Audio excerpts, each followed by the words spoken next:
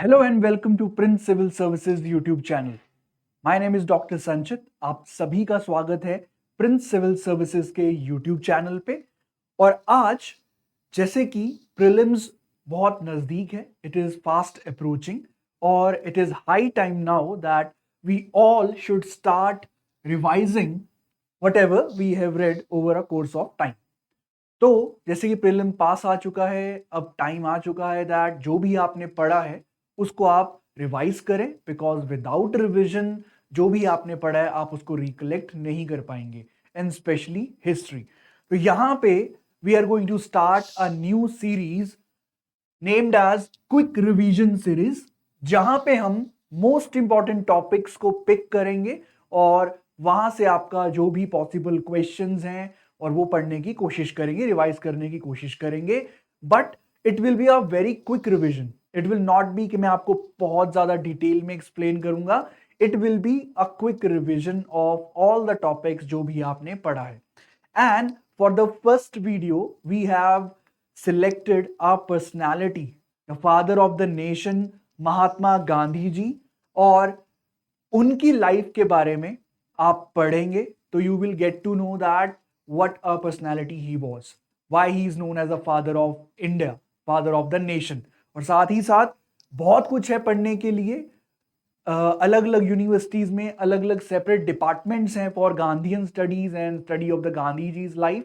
But as a informed citizen वैसे तो सबको ही पता होना चाहिए, बट अगर एग्जाम पर्सपेक्टिव से मैं बात करूं तो महात्मा गांधी जी, उनकी लाइफ और उनके द्वारा स्टार्ट किए गए मूवमेंट, उस पे क्वेश्चन आने के चांसेस बहुत ज्यादा होते हैं, वेदर इट इज प्रीलिम्स और मेंस. और मेंस में भी GS1 हिस्ट्री सेक्शन तो है ही, प्लस उसके साथ साथ हर जगह, चाहे वो एसे है, चाहे वो एथिक्स है, चाहे वो आपका इंटरव्यू टाइम है, वहां पे आपको गांधी जी के बारे में क्वेश्चंस और गांधी जी की सोच, उनकी फिलॉसफी का पता होना चाहिए.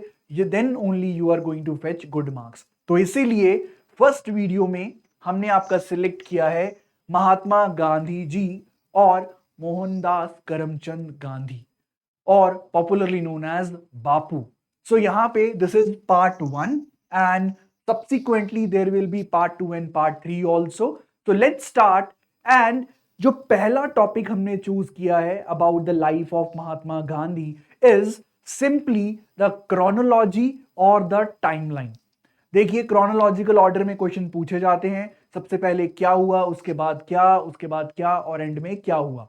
सो we will start from 1869, that is the birth year, and then we will move towards 1948, covering all the important events from the life of Mahatma Gandhi.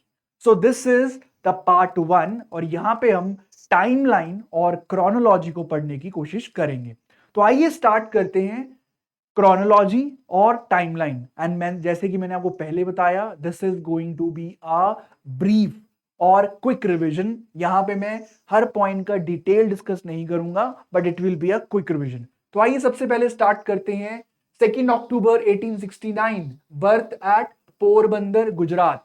तो you need to have some information regarding the biography of Mahatma Gandhi. Father, mother, Putlibai was the mother's name. Then 1882, marriage with Kasturba, or also known as Ba, aged 13. Then, after all this, he went to England, 1888. वहां वो England जाते हैं और आपका पढ़ाई पूरी करते हैं, लॉ की पढ़ाई करते हैं, बैरिस्टर बनते हैं, एंड सो ऑन. एंड अपनी पढ़ाई खत्म करने के बाद फिर एक मेन फेज स्टार्ट होता है उनकी लाइफ का 1893 में. 1893 में वो आपका साउथ अफ्रीका जाते हैं, स्पेसिफिकली डरबन. और क्यों जाते हैं? बिकॉज उनको एक client, that is the name दादा अब्दुल्ला, उनके जो लीगल प्रॉब्लम्स हैं या लीगल केसेस हैं उसको हैंडल करने के लिए अफ्रीका जाना पड़ता है. और यहां पे बहुत इंपॉर्टेंट फेज स्टार्ट होता है महात्मा गांधी की लाइफ का. और ये अक्सर बोला जाता है, साउथ अफ्रीकन यूज करते हैं, that you gave us Gandhi, we gave you Mahatma. तो ये जो ट्रांसफॉर्मेशन है गांधी से लेके महात्मा तक बनने का जो सफर है, ये आपका गांधी जी ने आपका साउथ अफ्रीका में स्टार्ट किया और पूरा किया। उन्होंने जितने भी एक्सपेरिमेंट्स थे, चाहे वो पीस का था, non violence, Satyagraha and so on, hunger strike, ये सब आपका कहीं ना कहीं साउथ अफ्रीका जाके एक्सपेरिमेंट किया और वहां पे उनको पता चला that people, the masses have immense capability for standing up to or against the powerful people or the powerful government. तो यहां पे वो साउथ अफ्रीका जाते हैं 1893 में, and when he come back to India he becomes a, or he came back as महात्मा।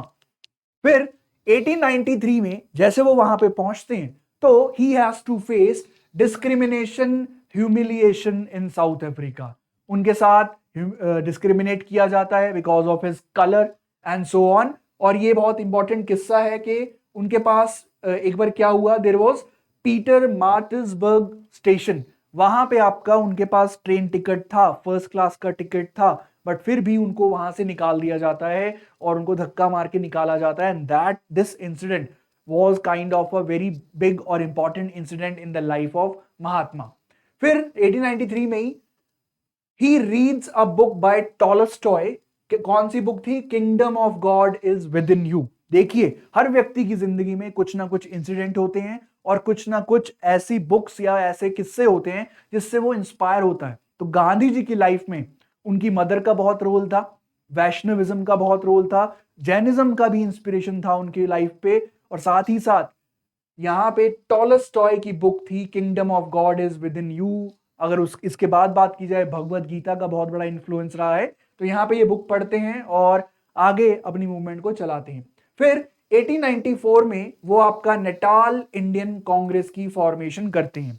देखिए, south Africa में गांधी जी की जो जर्नी है वो दो फेजेस में डिवाइड कर सकते हैं, moderate phase and your passive resistance और सत्याग्रह फेज। 1894 से 1906 तक जो फेज था वो मॉडरेट फेज था।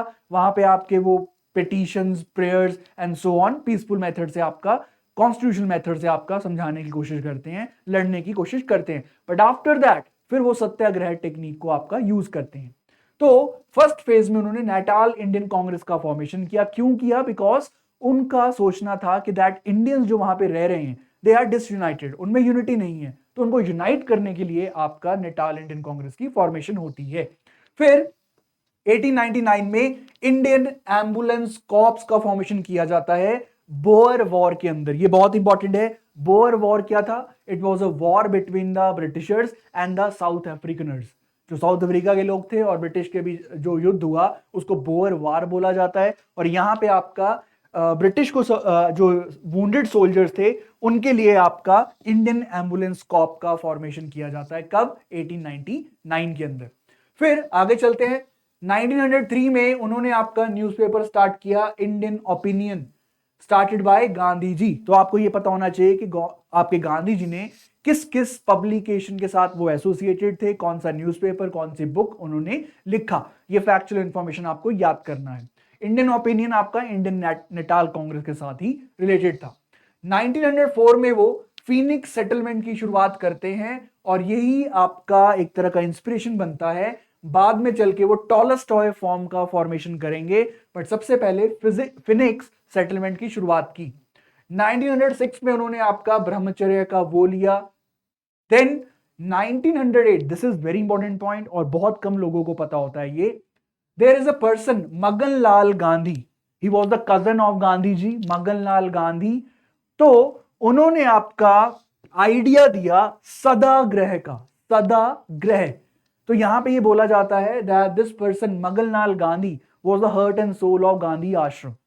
सो यहां पे उन्होंने एक आइडिया दिया सदाग्रह, और जिसको आगे चल के आपका गांधी जी सत्याग्रह में अडॉप्ट करते हैं फॉर इजी अंडरस्टैंडिंग। तो ये सदाग्रह टर्न्ड इनटू सत्याग्रह। किसने दिया था idea? Maganlal Gandhi, the cousin of Gandhi ji. फिर इसके बाद 1908 में, कहानी अभी साउथ अफ्रीका की चल रही है, उनको इम्प्रिजनमेंट, उनको जेल भेजा जाता है क्योंकि उन्होंने आवाज उठाई थी। एक बिल पास हुआ था वहां पे कि हर इंडियन को रजिस्टर करना पड़ेगा, तो यहाँ पे और अपने साथ रजिस्ट्रेशन सर्टिफिकेट कैरी करना पड़ेगा। तो इसके खिलाफ गांधी जी ने आवाज उठाई और उनको यहाँ पे जेल जाना पड़ा।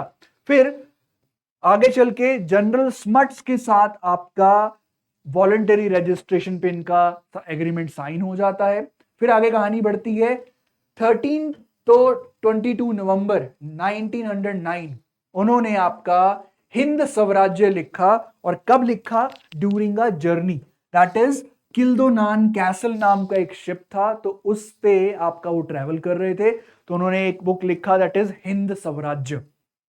नेक्स्ट 1909 अब हिंद स्वराज्य को पब्लिश करवाया जाता है इंडियन ओपिनियन। हमने पहले देखा इंडियन ओपिनियन क्या है। और वेरी इंपॉर्टेंट 1910 में उन्होंने टॉलस्टॉय फॉर्म को एस्टैब्लिश किया, क्योंकि अब उनको समझ आ गया था दैट अब मेरी जो पूरी लाइफ है अब इसमें ही जाने वाली है, ताकि मैं बेटर कंसंट्रेट कर सकूं, तो इसलिए उन्होंने एक प्रॉपर आश्रम या फार्म की शुरुआत करी, दैट इज टॉलस्टॉय फार्म। यहां पे उन्होंने मिल्क नहीं कंज्यूम करने का प्रण लिया, साथ ही साथ फ्रूटेरियन डाइट में एक्सपेरिमेंट्स करने स्टार्ट किए। फिर बारी आती है 1912। अब टाइम नजदीक आता जा रहा है कि वो इंडिया में एंटर करेंगे। साउथ अफ्रीका में उन्होंने एक्सपेरिमेंट्स कर लिए।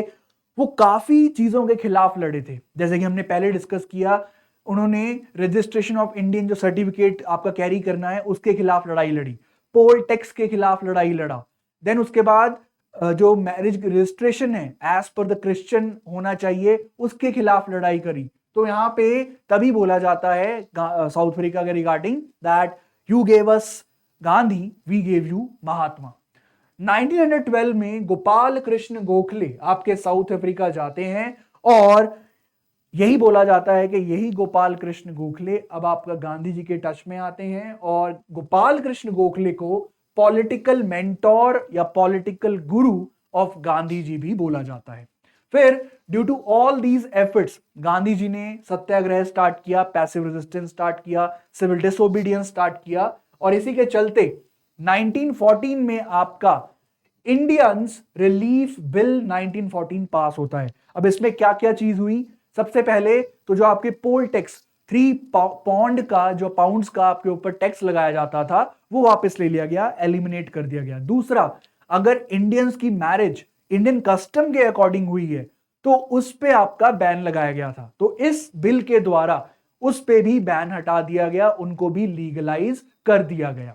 सो that was the journey in south Africa. So you can see here that why it is the experimenting state or stage in the life of Gandhi ji. फिर अब हम आते हैं the entry of Gandhi ji into India. So 9 जनवरी 1915 Gandhi ji India वापस आते हैं south Africa से, और यहां पे करंट अफेयर्स का भी सिग्निफिकेंस है। इसी दिन को आपका सेलिब्रेट किया जाता है प्रवासी भारतीय दिवस या NRI डे। इसके बारे में भी आपको पता होना चाहिए क्यों सेलिब्रेट किया जाता है, बिकॉज गांधी जी इस दिन आपका 1915 में वापस लौट के इंडिया आए थे। फिर वो जब यहां पे आ जाते हैं तो फिर काम करना स्टार्ट करते हैं। 20 में 1915 उन्होंने आपका अपना इंडिया में पहला आश्रम एस्टैब्लिश किया, जिसका नाम था सत्याग्रह आश्रम, कोचरब अहमदाबाद के पास है। तो यहां पे फर्स्ट आश्रम इंडिया में जो एस्टैब्लिश किया गया वो था सत्याग्रह आश्रम। अब 26 जून 1915 वेरी इंपॉर्टेंट। तो हमने पहले साउथ अफ्रीका में देखा था, बोअर वॉर हुआ, और वहां पे आपका गांधी जी ने अपनी services the through ambulance formation या एम्बुलेंस कॉर्प्स फॉर्मेशन। तो यहां पे अंग्रेज सरकार ने उनको अवार्ड दिया केसर ए हिंद का, because of his services in the Boer War. ठीक है। उसके बाद 15 नवंबर 1915 elected vice president of Gujarat Sabha. देखिए आपको क्वेश्चन पूछा जाएगा स्टेटमेंट वाइज में that Gandhi ji was associated with which of the following organisation. देखिए सबको मेन चीजें सबको पता होती हैं, लेकिन जो छोटे छोटे आपके इंसिडेंसेस हैं या ऑर्गेनाइजेशंस हैं उसके बारे में आपको नहीं पता होता, तो यहां पे क्वेश्चन वहीं से पूछा जाता है। तो यहां पे उनको वाइस प्रेसिडेंट बनाया जाता है गुजरात सभा का। फिर ये बहुत इंपॉर्टेंट है, 26 दिसंबर 1916 वो आपका पहली बार जवाहरलाल नेहरू से मिलते हैं, कहां? लखनऊ कांग्रेस सेशन में। और इसके बाद उनका लाइफ लॉन्ग आपका एसोसिएशन रहता है, और कैसे जवाहरलाल नेहरू को वो प्रपोर्ट करते हैं, ठीक है, and so on. 10 April 1917 this is very important, वो आपका पटना ट्रेवल करते हैं राजकुमार शुक्ला के साथ, क्योंकि वहां पे प्रॉब्लम थी इंडिगो फार्मर्स की, स्पेसिफिकली 3 कथिया सिस्टम जो था उसके खिलाफ आपका गांधी जी आवाज उठाते हैं। 1917 जून में आपका साबरमती आश्रम एस्टैब्लिश किया जाता है। फिर 20 अक्टूबर 1917, ये भी इंपॉर्टेंट है, सेकेंड गुजरात एजुकेशन कॉन्फ्रेंस उसको प्रिजाइड करते हैं। उसके बाद 1917 में ही फर्स्ट गुजरात पॉलिटिकल कॉन्फ्रेंस जो कि गोधरा में हुई थी, वहां पे भी वो प्रिजाइड करते। देखिए, सिर्फ मेजर कांग्रेस के साथ ही एसोसिएशन नहीं है उनका, और बहुत सारी एसोसिएशंस हैं जिसके साथ वो एसोसिएट रहे हैं, प्रेसिडेंट रहे हैं। नेक्स्ट वेरी इंपॉर्टेंट, 1917 में Mahadev Desai joined him as his personal secretary.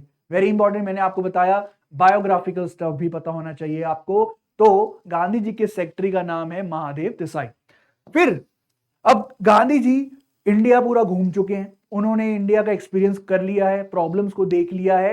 अब ही विल स्टार्ट पार्टिसिपेटिंग, और इसी के चलते उन्होंने फर्स्ट मूवमेंट में पार्टिसिपेट किया, दैट इज चंपारण सत्याग्रह 1917, और ये फर्स्ट सिविल डिसोबीडियंस था। दूसरा 1918 Ahmedabad mill strike, first hunger strike, Kheda satyagraha, first non cooperation. ये तीनों बहुत इंपॉर्टेंट हैं, आपको ऑर्डर याद करना है और याद कर सकते हैं कैक, चंपारण, अहमदाबाद एंड खेड़ा। तो this is how you need to remember. ये बात बहुत बार क्वेश्चन पूछा गया क्रोनोलॉजी में कि पहले कौन सी मूवमेंट में उन्होंने पार्टिसिपेट किया। तो चंपारण सत्याग्रह, अहमदाबाद मिल स्ट्राइक, और उसके बाद आपका खेड़ा सत्याग्रह, इसमें उन्होंने पार्टिसिपेट किया, CAK, आप इसे याद कर सकते हैं। फिर अब हालात खराब होते जा रहे हैं, ब्रिटिशर्स आपके बहुत ही बुरे स्टेप, या जो इंडियंस के हित में नहीं है वो स्टेप लेना स्टार्ट करते हैं, और एक एक्ट उन्होंने पास किया, Rowlatt act. Very important, Rowlatt act क्या था बेसिकली, इस एक्ट के थ्रू ब्रिटिशर्स किसी भी इंडियन को विदाउट ट्रायल आपका जेल कर सकते थे। सो ट्रायल की कोई जरूरत नहीं है, जूरी की कोई जरूरत नहीं है, सिंपली आपको लगता है that he is your opponent, तो आप उसको उठा के जेल में डाल सकते हो। सो that was very regressive act. तो यहां पे 1919 में आपका सत्याग्रह स्टार्ट किया जाता है रॉलेट एक्ट के खिलाफ। गांधी जी आपका कैंपेन की शुरुआत करते हैं रॉलेट एक्ट के खिलाफ, सिविल डिसोबीडियंस जो स्पेसिफिक लॉ है उसके खिलाफ इम्प्रिजनमेंट होती है। और यही चलते चलते 1919 is a very important year. तो यहाँ पे बहुत सारी चीजें होती हैं, और सबसे बड़ा एक चीज हुआ था जब जलियांवाला बाग मैसेकर अमृतसर में 13 अप्रैल 1919, और ये बहुत ही बड़ा मैसेकर था, और यहाँ पे ये चिंगारी था जिसके चलते पूरा India kind of got involve in the movement. तो यहाँ पे यही वो मूवमेंट है कि गांधी जी ने आपका जो केसरे हिंद था, जो उनको टाइटल दिया गया था, जो उनको अवार्ड दिया गया था, मेडल दिया गया था, वो भी वापस लौटा दिया। फिर 1919 नवजीवन को पब्लिश करना स्टार्ट करते हैं। 8 अक्टूबर 1919 यंग इंडिया। तो कितनी आपके पब्लिकेशन हो चुकी हैं देखिए, हमने साउथ अफ्रीका में देखा, अब यहाँ पे इंडिया में आके नवजीवन यंग इंडिया पब्लिश करते हैं। अब ये जो आपका जलियांवाला बाग मैसेकर हुआ, ये आपका 1919 में हुआ, तो यहाँ पे बहुत ज्यादा आवाज उठाई गई कि बहुत गलत हुआ है। तो इसके चलते ब्रिटिश के ऊपर बहुत ज्यादा प्रेशर था कि उनको कोई कमीशन बनाना है, तो इसके चलते आपका हंटर कमीशन को अपॉइंट किया गया था। अब मैं आपको यहाँ पे बता दूं, देखिए हमारी जो इंडियन हिस्ट्री है, मॉडर्न इंडियन हिस्ट्री है, वहां पे 2 हंटर कमीशन हैं। एक हंटर कमीशन आपका जलियांवाला बाग मैसेकर जो हुआ, वो क्यों हुआ, कारण क्या थे, एंड सो ऑन, उसके लिए बनाया गया, उसको स्टडी करने के लिए बनाया गया। दूसरा हंटर कमीशन था आपका एजुकेशन से रिलेटेड, और वो भी आपका प्राइमरी और सेकेंडरी लेवल पे एजुकेशन में क्या चेंज आने चाहिए, वो आपका फॉर्म किया गया था। Please do remember this. So this was the part 1। We started from the 18 the birth year, and then हम पहुंच चुके 1920, और यहां पे मैं इस वीडियो को स्टॉप करूंगा, पार्ट 1 को एंड करूंगा, बिकॉज इसके बाद अब आपका मास मूवमेंट्स और मास पार्टिसिपेशन का टाइम पीरियड स्टार्ट होने वाला है, और हम स्टार्ट करेंगे पार्ट 2 वीडियो कहां से, that is non cooperation movement. So that was part 1, और ये video will be followed by part 2। हम कर रहे हैं क्या, गांधी जी की लाइफ के बारे में जानने की कोशिश कर रहे हैं, क्विक रिविजन करने की कोशिश कर रहे हैं. So that was part 1. This will be followed by part 2. So please subscribe to Prince civil services. इस वीडियो को लाइक करें, शेयर करें एंड आप और भी बहुत सारी वीडियोस देख सकते हैं. प्लेलिस्ट में जाएं, वहां पे आपको प्लेलिस्ट मिल जाएगी current affairs, history and so on के regarding. So thanks for watching. Keep learning, keep watching other videos as well. See you in the part 2 of this video. Thank you.